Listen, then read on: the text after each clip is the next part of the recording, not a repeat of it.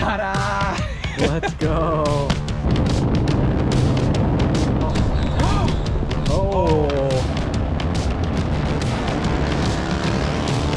And then we're gonna look at the dragon. The dragon, the tail of the dragon. Here's what the front looks like.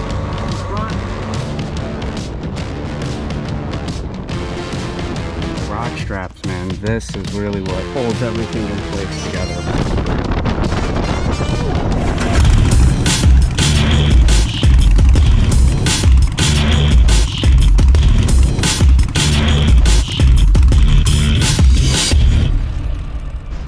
Yo, what's up, Block fam? It's Justin, Iron J Moto. Today is an exciting episode because I'm getting ready, and you guys know this guy, Freddie Rod's in the building. We are getting ready to go on a trip to Tail the Dragon. It's me, Blockhead, Eric Baggerbro, West Face Nectar, and High Vis Greg. But the cool thing about this trip is that I'm gonna be taking the Indian Sport Chief. Indian was kind enough to give us this bike on loan for a little bit, and what better way than to take it through its paces, and we're gonna crush 1,500 plus miles on it. Freddie's been kind enough to give me some emotional baggage.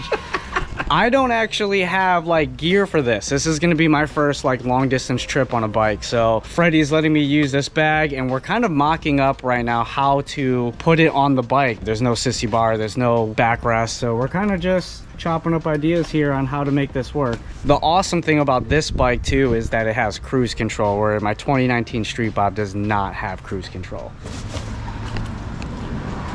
Ta-da! Let's go. All right, well, the next time you guys see me, it's gonna be like, I think like 6 or 7 a.m. Meet up with the crew and embark on this adventure. So we'll be back. All right, it was about like 8 a.m. and we made it to the Wawa. Met up with Eric Baggerbro and High Vis Greg. This is the setup right now. I have a backpack that I gotta try to fit on top of here. What's up, guy? What's up, baby? All right, what do you guys think? You excited? What are you thinking? I'm excited, dude. I think my bars are a little loose, so I'm glad we're stopping at the shop. I'm ready to go. Yeah? We gonna hit some rain? Definitely at Jacksonville. Probably. I have no rain gear. But I think we're stopping by J&P Cycles to get some rain gear. I hope. Yeah, I'm pretty sure that was the plan, but we'll find out. All right, we're gonna head to the shop. All right, made it to the shop. I'm gonna do some last minute checks, like check the tire pressure, unstrap my bag on top of here, reset the tripometer so then we know how far we're going, and then yeah, looking forward to the adventure on this Indian Sport Chief.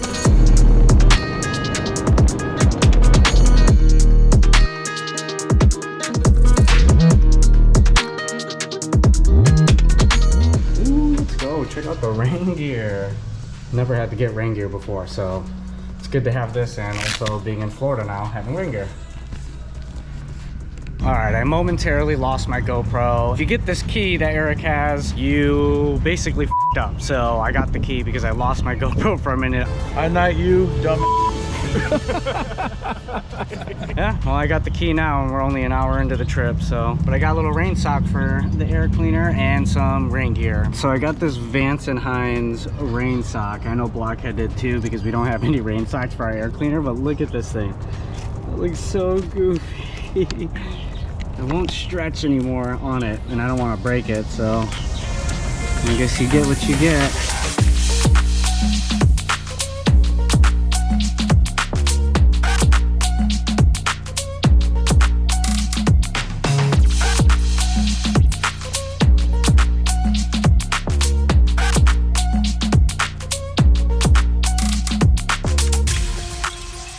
Made it 220 miles into the trip. I'm about to get some gas. For 200 miles, I'm a big fan of the cruise control. Oh, Eric trying to be nice and check the oil for me, and it just keeps splurting out everywhere. Eric, do you want to tell them about how we almost got ran into by a truck? Bro, I was turning into Destination Daytona. A freaking dump truck just turns left right in front of me and slammed the brakes, just almost rear-ended. Yeah, I was right behind him. So shout out to the dual disc Brembos, because I had the emergency brake too, and it was pretty sketchy. Yeah, thank you, Brembo and Indian. Don't worry about that. All right, well, the riding's not exciting here yet, so I'm just gonna flash to the hotel. tomorrow. All right, guys, it's day 2. I didn't film much yesterday because we rode into Savannah, got into our hotel. We just chilled, really. And if you guys want to see more, check out Blockhead's channel because I know he was filming a lot more of us hanging out. But it is the morning. I am with Greg. Eric's right there. We're getting some breakfast, and then we're gonna pack the bikes and make our way over to Bryson City.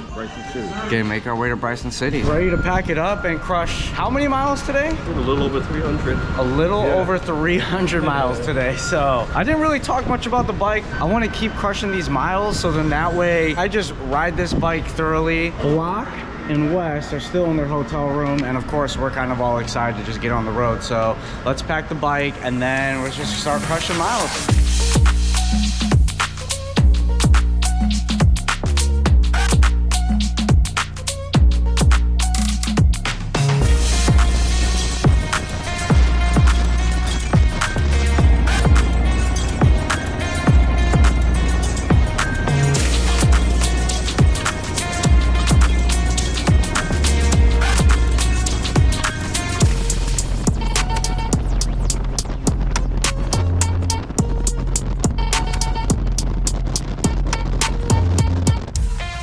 All right, just made it into North Carolina with the boys. 96 miles to go. 96 left to go. I don't know where Blockhead is, but he should be somewhere around I here. think he's taking a in the woods.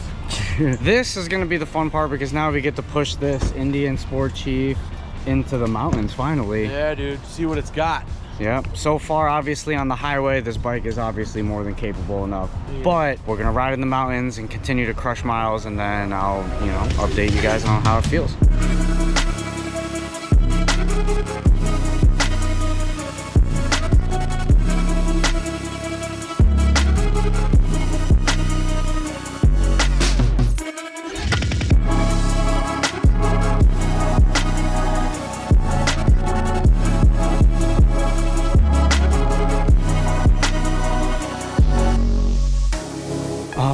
After a long day, we finally made it to the hotel. How many miles did we run? With the River app, 371 today.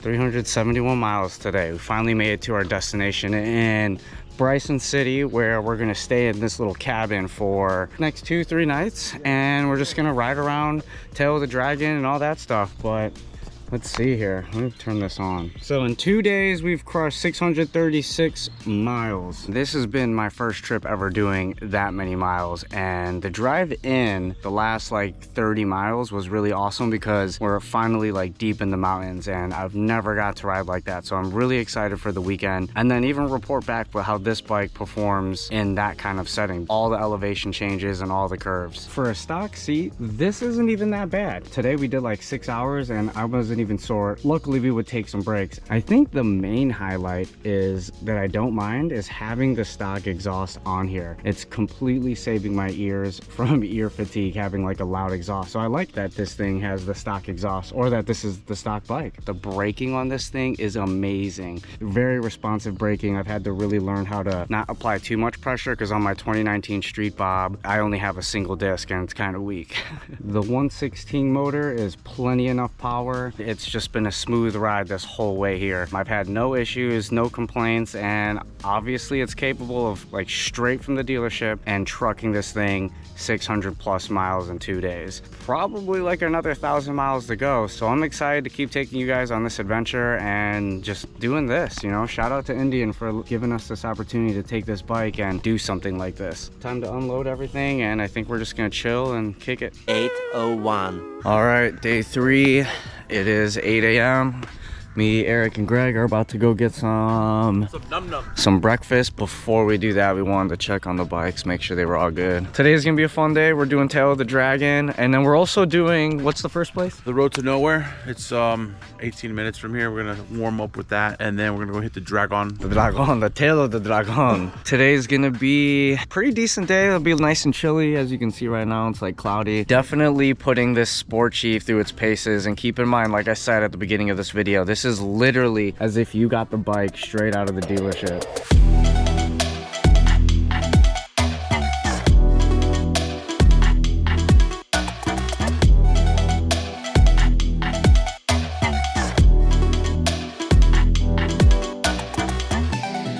right, finally made it to Tail of the Dragon. This is my first time. Super excited. We're at this little stop here. We're just gonna chill for a minute, let the roads dry up a little bit. Yeah, I'm super stoked to hop on the bike and then kind of tell you guys how it feels, obviously going through the turns. And I actually like that the pegs are round so I could actually get my foot and kind of do that with the pegs. So I'm stoked.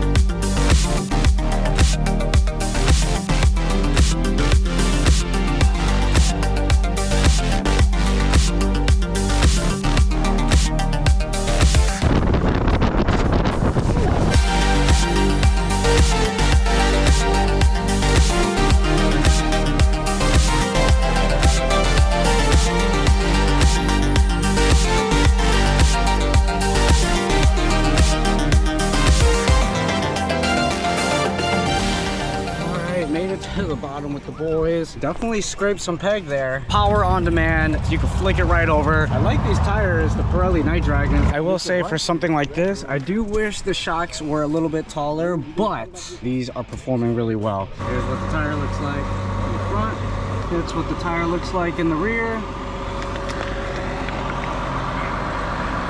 We're gonna continue to ride and adventure. Keep crushing miles on this thing. Let's go.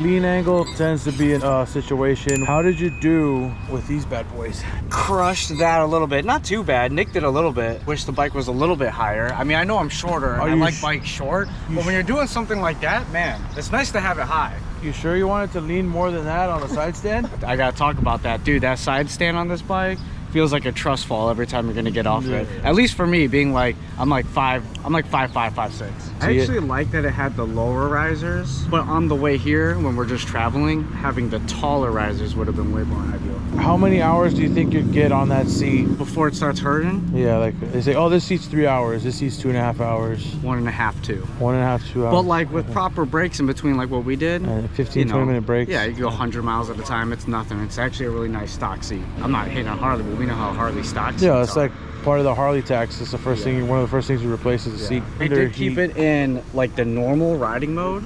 Yeah. Because I did ride sport mode and it's a little bit twitchy, so putting it in normal mode made it a lot more smooth. Especially with those wet roads we encountered earlier today. Oh my god, dude, that was like we were in the rain and everything. We're real bikers now, boy. Yeah, buddy. But yeah, I kept it in normal mode. Obviously, you're only between second and third gear through the whole tail of the Dragon. Right. But when I was using sport mode, when I first jumped on it, it felt a little twitchy. Right. So keeping it in normal mode, it was nice and smooth. What about those front, dude, the radial mounts? The front brakes. I love it. Inverted with the Brembos, dual disc. It's really touchy. That's why I didn't use much front brake or any at all during the Tail of the Dragon. I'm a Harley fanboy. This Indian's growing on me a little bit, but I really, really like those front mount radial brakes. Like, I want to take those off and put them on my ST. Dude, I mean, I'm a Harley boy too, but like honestly, this bike is sick. I can't lie. Dude, we got 56 miles of turns, an hour and 33 minutes to get back to Bryson City. Just gonna keep adventuring on this bike, man. So far, about 800 miles. I mean, we still have like another 1,000 miles. Another 1,000 miles to go. So I mean, I'll just keep updating y'all as we go.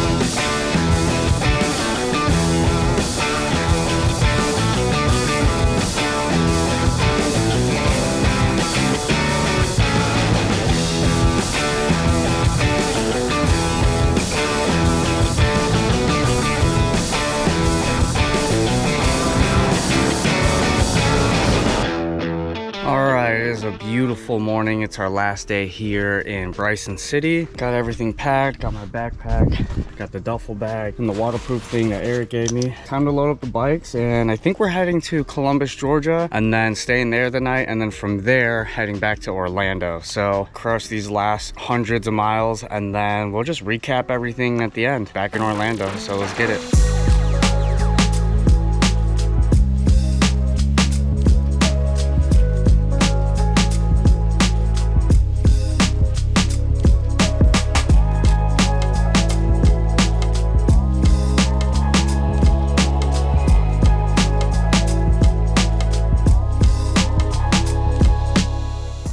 Up, man. Shout out to Greg and these rock straps, man. This is really what holds everything in place together. But stock Indian, obviously it'd be nice if I had a sissy bar or highway pegs, but I mean, working with what you got straight out of the box, it's definitely capable. You just strap everything in on this back fender, and got this little net to kind of secure the duffel bag. Got another bungee cord that just is there for like just added security, or another layer hooked around the suspension point, like right here where the top of the suspension bolts. Got everything hooked around there, and then I put like duct tape so I don't ruin the paint on these plastic hooks. Got the rock strap tied around the rear tail lights. Everything's just strapped in. So like I said, I'm just gonna crush through this last leg of the trip all the way back to Orlando. So we'll clock how many miles total this whole trip was in a matter of 5 or 6 days. Just recap what my thoughts are on this bike, like doing the touring portion as well as doing the tail of the dragon portion, which are like two different vibes of riding, being in the mountains and curves, and then just riding straight for hours and hours. So see y'all back in Orlando.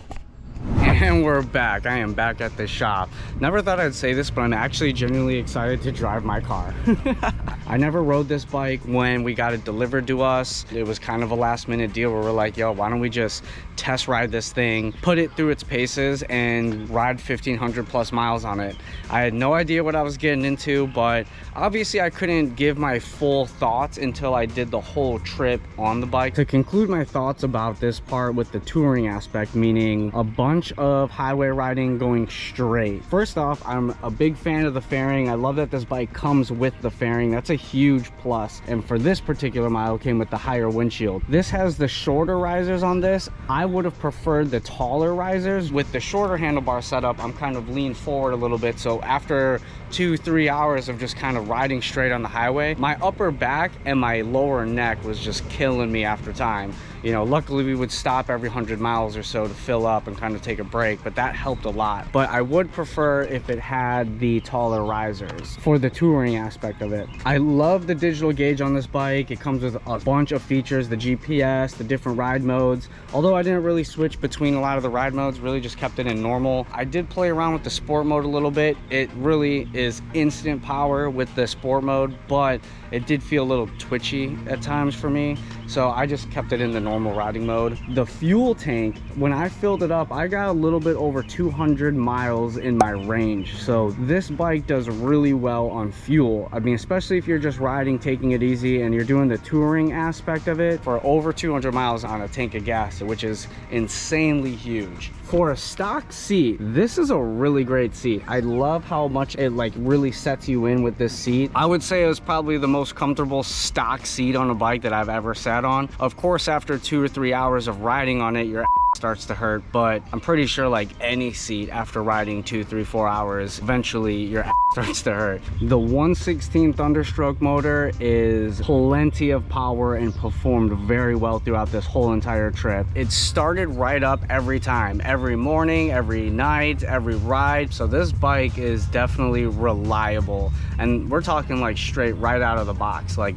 we got this bike delivered to us. This is exactly how you get the bike right out the showroom. We just went and did 1,500 plus miles. The exhaust, I mean, obviously that's one of the first things that anybody on a motorcycle changes, but for this trip in particular, having a stock exhaust, stock muffler, I enjoyed it a lot. I know after hours and hours and hours of riding with a loud exhaust when you're traveling can really get annoying and cause fatigue to the ears. I do wish I had different grips. Obviously this is what it comes from the factory. I mean, it's not bad for short trips. It is a little bit hard. When I was doing about, let's say 90 and we're kind of staying around 3,000 RPM.